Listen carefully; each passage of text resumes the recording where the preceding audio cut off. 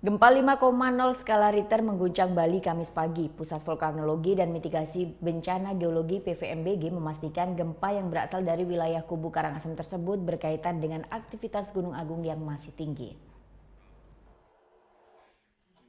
Kamis pagi tepatnya pukul 5.54 waktu Indonesia Tengah sempat terjadi gempa berkekuatan 5 skala Richter arah timur laut Karangasem.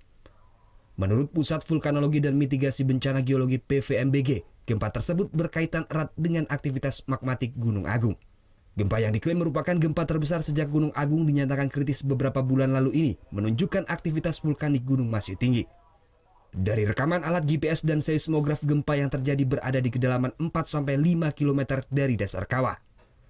Meski demikian, hal tersebut tidak dijadikan patokan untuk menaikkan kembali status awas Gunung Agung.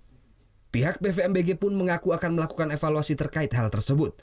Masyarakat juga diimbau agar tidak panik serta tidak mudah terpengaruh dengan berita yang menyesatkan.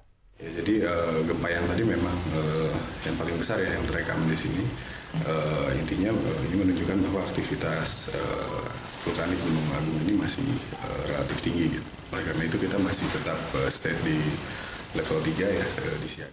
Sejak diturunkannya status Gunung Agung ke level 3 atau siaga 29 Oktober lalu, jumlah kegempaan gunung masih fluktuatif dan cenderung menurun, yakni di bawah 100 kali gempa per hari. Sebagian pengungsi dinyatakan berada di zona aman di luar radius 6 dan 7 km. Wilayah sektoral pun telah kembali ke rumah masing-masing.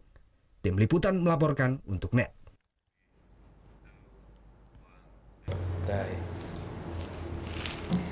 Udah selesai kan nontonnya? Nah, jadi jangan lupa buat like, komen, dan subscribe ya.